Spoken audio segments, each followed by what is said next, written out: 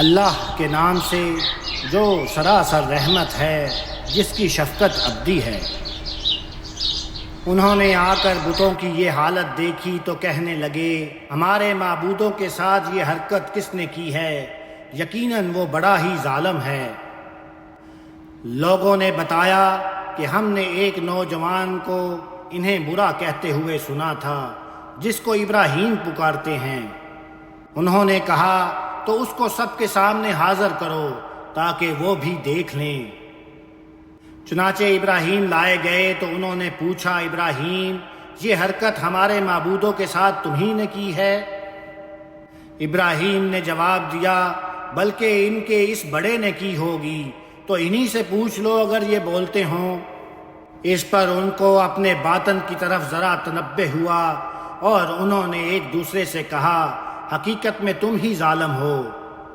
لیکن پھر اوندھے ہو گئے اور بولے، تمہیں معلوم ہی ہے کہ یہ بولتے نہیں ہیں۔ ابراہیم نے کہا، پھر کیا اللہ کے سوا ان چیزوں کی پرستش کرتے ہو جو تمہیں نہ کوئی نفع پہنچا سکے نہ نقصان؟ بیزار ہوں تم سے میں اور ان سے بھی جنہیں تم اللہ کے سوا پوچھتے ہو، پھر کیا سمجھتے نہیں ہو؟ اس پر وہ بولے کہ اگر کچھ کرنے کا ارادہ ہے تو اس کو آگ میں جلا دو اور اپنے معبودوں کی مدد کرو۔ چنانچہ ابراہیم کو آگ میں جھونک دیا گیا۔ تب ہم نے حکم دیا، اے آگ، تو ابراہیم کے لیے ٹھنڈی ہو جا اور سلامتی بن جا۔ انہوں نے چاہا تھا کہ ابراہیم سے نجات کے لیے اس کے ساتھ ایک چال چلے، مگر ہم نے ان کو بری طرح ناکام بنا دیا، اور اس کو اور اس کے بھتیجے لوط کو بچا کر ہم اس سرزمین کی طرف نکال لے گئے جس میں ہم نے دنیا والوں کے لیے برکتیں رکھی تھیں، اور اس کی قربانیوں کے صلے میں ہم نے اس کو اسحاق عطا فرمایا اور اس پر مزید یعقوب بھی، اور ہم نے ہر ایک کو صالح بنایا، اور ہم نے ان کو امامت عطا فرمائی کہ ہماری ہدایت کے مطابق دنیا والوں کی رہنمائی کرتے تھے، اور ان کو نیک کام کرنے اور نماز کا اہتمام رکھنے اور زکوٰۃ ادا کرنے کا حکم بھیجا، اور وہ ہماری بندگی کرنے والے تھے۔ ہم نے لوط کو بھی حکم اور علم عطا فرمایا تھا، اور اسی طرح اس کو بھی اس بستی سے نجات دی تھی جہاں کے لوگ بدکاریاں کرتے تھے۔ حقیقت یہ ہے کہ وہ بڑے ہی برے ناہنجار لوگ تھے، اور دنیا اور آخرت دونوں کے اندر اس کو ہم نے خاص اپنی رحمت میں داخل کیا۔ اس میں شبہ نہیں کہ وہ صالح لوگوں میں سے تھا۔ یہی معاملہ ہم نے نوح کے ساتھ کیا تھا۔ یاد کرو ان سب لوگوں سے پہلے جب اس نے پکارا تو ہم نے اس کی دعا قبول کی اور اسے اور اس کے لوگوں کو بڑی مصیبت سے نجات بخشی، اور اس کی مدد میں ان لوگوں سے انتقام لیا جنہوں نے ہماری آیتوں کو جھٹلا دیا تھا۔ یقیناً وہ بڑے ہی برے لوگ تھے، تو ہم نے ان سب کو غرق کر دیا۔ اور داؤد و سلیمان کو بھی ہم نے اپنی نعمت سے سرفراز فرمایا۔ یاد کرو جب وہ کھیتی کے مقدمے کا فیصلہ کر رہے تھے، جب اس میں رات کے وقت کچھ لوگوں کی بھیڑ بکریاں جا پڑی تھیں، اور ان کا یہ فیصلہ ہم خود دیکھ رہے تھے۔ سو ہم نے سلیمان کو وہ قضیہ سمجھا دیا، اور ہم نے دونوں کو حکم اور علم عطا فرمایا تھا، اور پہاڑوں اور پرندوں کو ہم نے داؤد کا ہم نوا کر دیا تھا۔ وہ اس کے ساتھ خدا کی تسبیح کرتے تھے، اور ان کے لیے یہ ہم ہی کرنے والے تھے۔ اور ہم نے اس کو تمہارے لیے ایک جنگی لباس کی صنعت سکھائی تھی تاکہ وہ تمہاری جنگوں میں تمہیں بچائے رکھے۔ وہ ان سب نعمتوں کو پا کر اپنے پروردگار کا شکر ادا کرتا تھا۔ پھر کیا تم بھی اس طرح شکر گزار بنتے ہو؟ اور سلیمان کے لیے ہم نے تیز ہواؤں کو مسخر کر دیا تھا جو اس کے حکم سے اس سرزمین کی طرف چلتی تھیں جس میں ہم نے برکتیں رکھی تھیں، اور ہم ہر چیز کے جاننے والے تھے۔ اور شیاطین میں سے بھی ہم نے اس کے تابع کیے تھے جو اس کے لیے سمندروں میں گوتے لگاتے تھے اور اس کے سوا دوسرے کام بھی کرتے تھے، اور ہم ہی ان کو تھامے ہوئے تھے۔ اور ہم نے ایوب پر بھی عنایت فرمائی تھی جب اس نے اپنے پروردگار کو پکارا کہ میں آزار میں مبتلا ہوں اور تو سب رحم کرنے والوں سے بڑھ کر رحم فرمانے والا ہے، اس نے پکارا تو ہم نے اس کی فریاد سن لی اور جس تکلیف میں وہ مبتلا تھا اس کو دور کر دیا، اور اس کے اہل و عیال بھی اس کو دیے، بلکہ ان کے ساتھ اتنے ہی اور بھی اپنی خاص رحمت سے، اور اس لیے کہ یہ ایک جا دہانی ہو خدا کی بندگی کرنے والوں کے لیے۔ اور یہی عنایت اسماعیل اور ادریس اور ذوالکفل پر بھی ہوئی، یہ سب صبر کرنے والوں میں سے تھے۔ ان سب کو ہم نے اپنی رحمت میں داخل کر لیا، اس میں شبہ نہیں کہ یہ ہمارے نیک بندوں میں سے تھے۔ اور مچھلی والے یونس پر بھی، جب وہ اپنی قوم سے برہم ہو کر چلا گیا اور اس نے خیال کیا ہم اس پر کوئی گرفت نہیں کریں گے، لیکن پھر اندھیروں میں پکار اٹھا کہ پروردگار تیرے سوا کوئی الہ نہیں، تو پاک ہے، بے شک میں ہی قصوروار ہوں۔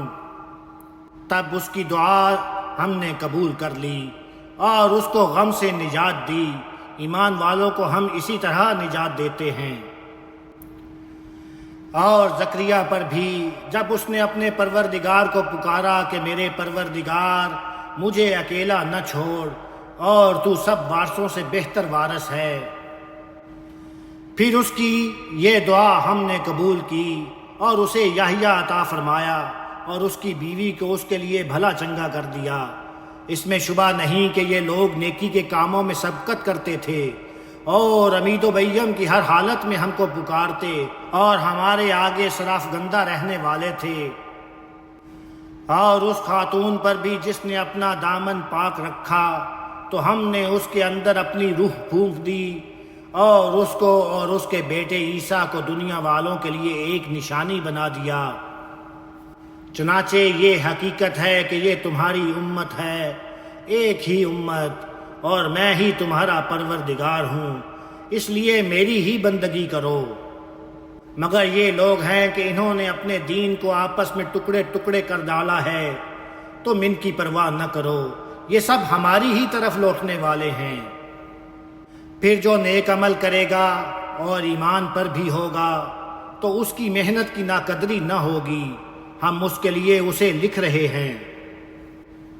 اب ان منکروں سے زیادہ درپے ہونے کی ضرورت نہیں ہے اے پیغمبر، اس لیے کہ ہم نے جس بستی والوں کے لیے اپنے قانون کے مطابق ہلاکت مقدر کر رکھی ہے، ان کے لیے حرام ہے کہ وہ حق کی طرف رجوع کریں، اس لیے کہ وہ کبھی رجوع نہ کریں گے، یہاں تک کہ وہ وقت آ جائے جب یاجوج ماجوج کھول دیے جائیں اور وہ ہر بلندی سے پل پڑیں، اور قیامت کا وعدہ برحق قریب آ جائے تو ناگہاں ان منکروں کی آنکھیں کھلی کی کھلی رہ جائیں اور بول اٹھیں کہ ہائے ہماری کم بختی، ہم اس سے غفلت میں پڑے رہے، بلکہ ہم ظالم تھے۔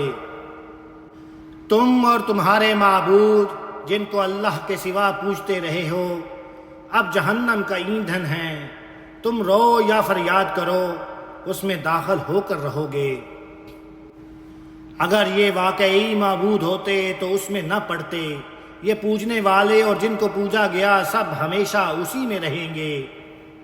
اب پوجنے والوں کو اس میں چلانا ہے، اور جن کو پوجتے رہے ہو ان کا حال یہ ہوگا کہ اس میں کچھ نہ سنیں گے۔